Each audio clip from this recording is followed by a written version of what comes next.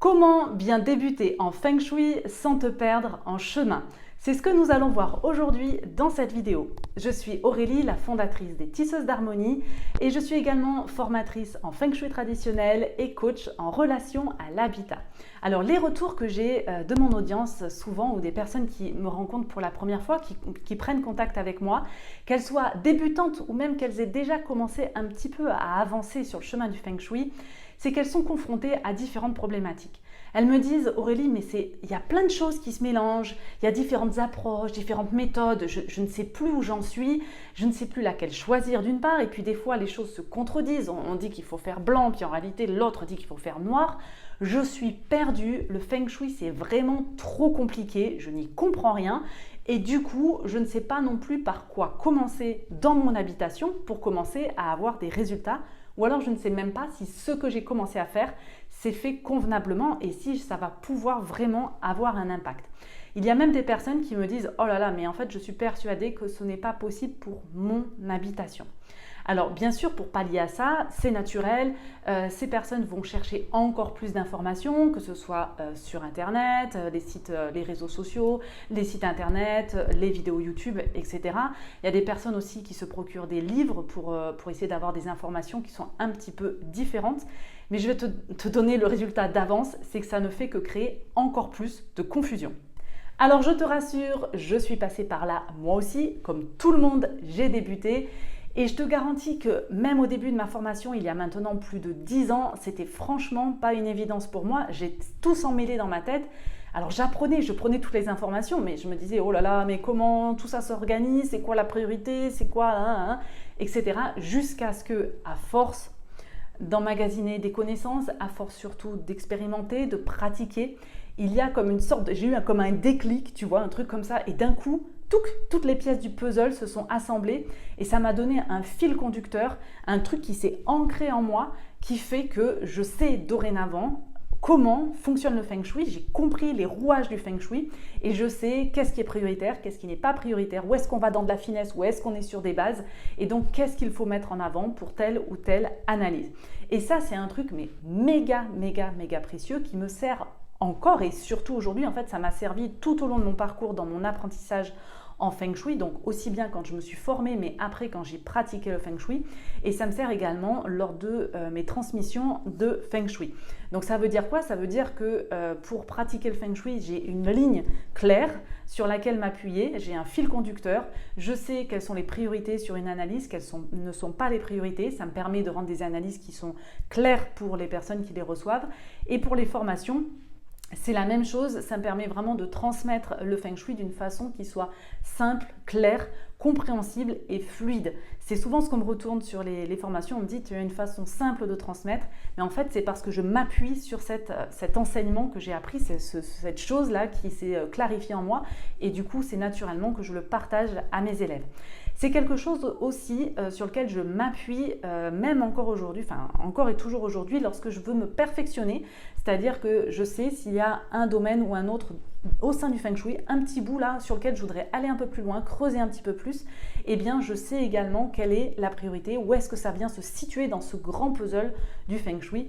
Et donc je joue aujourd'hui avec le Feng Shui parce que je connais les règles du jeu. Alors tu te demandes peut-être maintenant: bon ok, mais alors comment ça fonctionne, Aurélie, dis-nous. Alors en fait il y a deux axes. Le premier axe qu'il faut bien comprendre, c'est que le Feng Shui c'est multidimensionnel. Je m'explique. En gros, tu as une première partie où le Feng Shui c'est comme une espèce de grand puzzle où tu as des pièces comme ça qui viennent s'emboîter. Parenthèse, il faut emboîter les pièces du même puzzle. Si tu essayes de faire un puzzle qui soit à la fois avec des pièces du Roi Lion, de la Petite Sirène, de Frozen, etc., tu n'arriveras jamais à faire ton puzzle. Donc ça, c'est déjà la première chose, avoir les pièces d'un seul puzzle et ensuite comprendre comment est-ce que ces pièces s'emboîtent entre elles. Une fois que tu as compris comment ces pièces s'emboîtent entre elles, il y a un deuxième axe qui est, en fait, le Feng Shui va en profondeur. Donc c'est comme des couches de lasagne, tu vois, qui viennent s'emboîter les unes dans les autres. Mais attention, il faut respecter la recette de Maestro. On ne met pas la tomate avant la pâte, etc. Pardonnez-moi les Italiens s'il y en a qui me regardent. Je ne sais pas dans quel ordre on fait les lasagnes. Mais voilà, en tout cas, pour le Feng Shui, il faut respecter la recette. Ok, donc première chose, nous venons de voir que le Feng Shui est multidimensionnel. Deuxième chose, le Feng Shui est un grand jeu. J'adore dire ça parce que c'est vraiment comme ça que je vois le Feng Shui. Donc le Feng Shui, puisque c'est un grand jeu, comment ça se passe? La première chose, c'est qu'il a ses propres règles, des bases essentielles qu'ils sont à connaître. Si je te fais le parallèle encore avec des jeux de société ou des choses comme ça, c'est par exemple tel pion de telle couleur ou telle carte, elle a le droit de faire ça ou elle n'a pas le droit de faire ça. Je suis nulle en Pokémon, mais en gros, la carte Pokémon machin truc, elle a tel pouvoir, telle force, par contre, elle n'a pas ça. Voilà, en gros, c'est ça. Les règles de base du Feng Shui, c'est essentiel. Donc déjà, une fois que tu as les règles, tu peux commencer à jouer. Et alors, c'est ensuite qu'arrive la deuxième partie, la stratégie. Donc, une fois que tu connais les règles, tu vas commencer à mettre en place des stratégies. Ok, la carte Pokémon machin qui sait faire ça, ça, ça et ça, elle est plus forte que ça et donc du coup, si je la place là, je gagne ça, etc. Ou si je déplace mon pion comme ça, je sais que j'ai le droit de déplacer mon pion comme ça ou jeu d'échecs, j'ai le droit d'en mettre en place tel type de stratégie puisque c'est comme ça que je sais que je vais arriver à tel objectif. Donc, c'est vraiment ça en fait le Feng Shui. Tu dois connaître les règles de base. Si tu n'as pas les règles de base, ce n'est pas la peine de vouloir jouer avec la stratégie. Tu vas forcément te prendre les pieds dans le tapis. Maintenant que nous avons vu comment est-ce que cela fonctionne, nous allons voir les différentes étapes. Alors, la première étape essentielle, je te l'ai déjà un petit peu dit, c'est de savoir différencier les différentes approches du Feng Shui. Si tu essayes de faire un puzzle de Frozen avec les pièces du Roi Lion et un bout de la petite sirène, tu n'arriveras à rien. C'est la même chose en Feng Shui. Si tu essayes de faire du Feng Shui traditionnel avec du Feng Shui New Age, crois-moi, je vois souvent des gens faire ça, tu ne pourras pas y arriver et surtout, tu vas te sentir très vite dépassé et complètement perdu. Ensuite, ça va être vraiment essentiel de te saisir de l'essence même du Feng Shui, de l'approche du Feng Shui, de la philosophie du Feng Shui. Le Feng Shui, ce n'est absolument pas une méthode ABC, paf, on colle et on a des résultats. C'est hyper réducteur de réduire le Feng Shui à une méthode basique, bête et disciplinée. Alors attention, je ne te demande pas non plus de te transformer en maître chinois, de transformer ta maison en temple chinois. Absolument pas, je milite même contre ça. Pour moi, on doit avoir une maison qui nous ressemble et le Feng Shui est tout à fait compatible avec cette approche-là. Par contre, attention, préfère mettre en garde aussi sur ça. Du coup, ça va être la partie de la vidéo où je vais perdre la moitié de l'audience. Tant pis, je vais être sincère avec toi. Le Feng Shui, ce n'est pas non plus de la décoration. Ou en tout cas, ce n'est absolument pas que de la décoration. Tu vois, dans les couches de lasagne, la déco, on est plutôt sur le bas des couches de lasagne, tu vois. Donc vraiment, si tu t'intéresses au Feng Shui que pour la décoration, ce n'est pas le bon outil pour toi. Donc c'est important d'être clair sur ça. Le Feng Shui, ce n'est pas non plus vouloir qu'attirer que des bonnes énergies. Bien sûr que c'est ce qu'on recherche, hein. Ne me faites pas dire ce que je n'ai pas dit. Mais ça va plus loin que ça. Ça va plus loin que ça. Ta maison, c'est ton miroir et le Feng Shui, c'est l'outil qui te permet de décoder ta maison. Et du coup, ça vient te connecter à toi. C'est quoi qui se passe à l'intérieur de toi? C'est quoi tes blocages à l'intérieur de toi? Le Feng Shui va te donner un coup de pouce pour t'aider à sortir de certaines situations, mais si toi, il faut que toi derrière tu aies conscience de ça et que tu aies aussi envie d'aller dans ce sens-là. Voilà, ça c'était ma petite parenthèse coup de gueule, mais hyper importante. Une fois que tu as compris ça, tu es paré pour attaquer l'essentiel en termes de Feng Shui. Ce sont les bases. Alors, je sais que les bases, quand je dis le mot base, ça ne fait pas forcément rêver. De suite, on se dit, ouais, bon, ok, c'est comme le solfège, tu vois, si on peut le zapper, on le zappe. Alors, c'est des choses qui sont absolument essentielles à connaître. C'est important de comprendre leur fonctionnement. C'est un truc que tu auras comme ça toujours en background et que du coup, tu pourras réutiliser. Mais en fait, tout le temps dans le Feng Shui, ça intervient dans tous les domaines, en fait, dans tous les axes du Feng Shui. C'est des bases qui sont incontournables. Donc, je t'en cite quelques-unes. Tu as la notion, bien sûr, du Qi, de l'énergie, la notion du Tai Chi, tu as la notion des cycles des éléments, donc le Wuxing. Tu as également les notions qui sont liées au Yin et au Yang et la notion des trigrames. Donc, ça, c'est une fois que tu as ces bases-là, tu as déjà les bases fondamentales pour bien débuter tes analyses, pour bien débuter dans l'univers du Feng Shui. Une fois que tu as une bonne connaissance de ces bases-là, eh bien, il te reste à connaître comment est-ce que le Feng Shui se structure et s'organise. Donc ça, c'est vraiment ce que j'appelle les différents axes du Feng Shui. C'est la colonne vertébrale, tu vois, du Feng Shui. C'est le truc sur lequel tout repose. Et donc, ces différents axes-là, tu as besoin de savoir, d'une part, lesquels ils sont, comment est-ce qu'ils interagissent, quelles sont leurs priorités entre eux, qu'est-ce qu'ils gouvernent, de quelle manière ils gouvernent les choses. Et donc, les trois axes principaux que l'on retrouve en Feng Shui, c'est l'axe du paysage environnement, l'axe de l'habitation et l'axe qui est lié au temporel.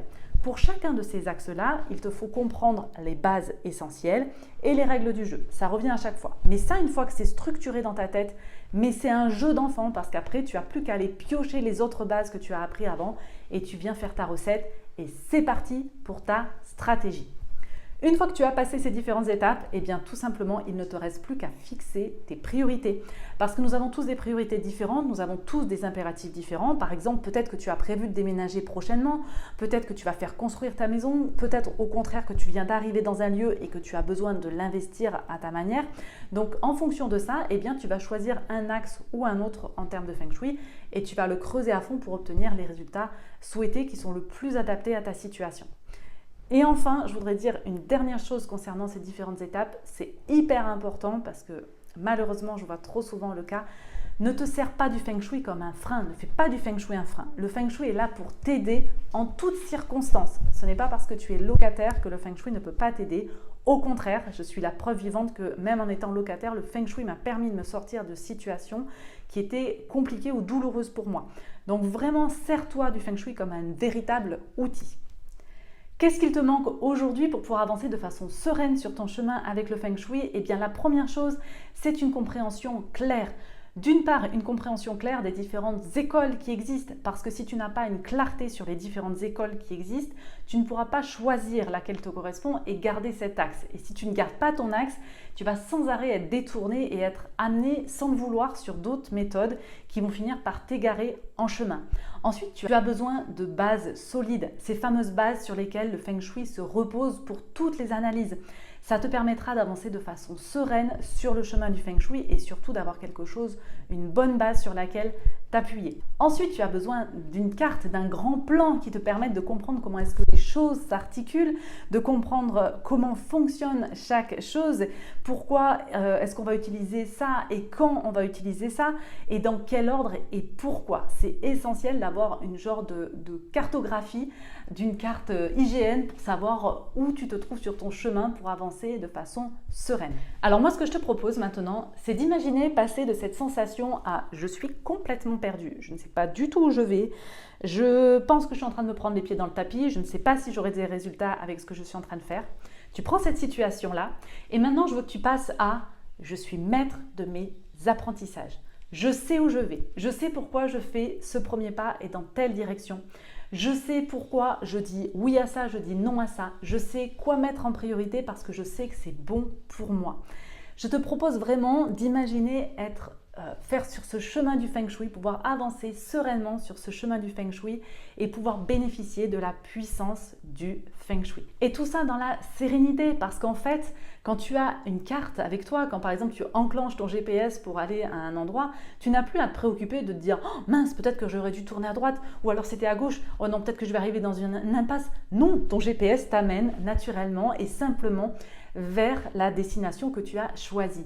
Et bien là, imagine-toi faire pareil avec le Feng Shui, tu avances sereinement sur ton chemin avec du Feng Shui, tu ramasses tes petits cadeaux qu'il y a ramassés au passage et puis du coup tu peux être pleinement concentré sur ce que la vie a à t'offrir sur ce chemin-là au lieu de penser aux différentes options que tu aurais pu avoir à droite et à gauche. Pour t'accompagner sur ce chemin-là, j'ai créé une formation qui s'appelle Initiation Feng Shui. Il s'agit d'un guide absolument complet qui va t'amener à comprendre et à appliquer les bases essentielles du Feng Shui. Si ça t'intéresse, je t'invite à cliquer sur le lien juste en dessous de cette vidéo. Dans cette formation-là, nous allons rentrer dans le détail de tout ce que nous avons vu aujourd'hui. Donc vraiment, pour chaque axe, quelles sont les règles du jeu, quelles sont les stratégies, quelles sont les priorités, on va voir les différentes couches de lasagne, etc. Et donc, adjoint également à cette formation, j'ai fait le choix de te proposer 1 heure d'accompagnement.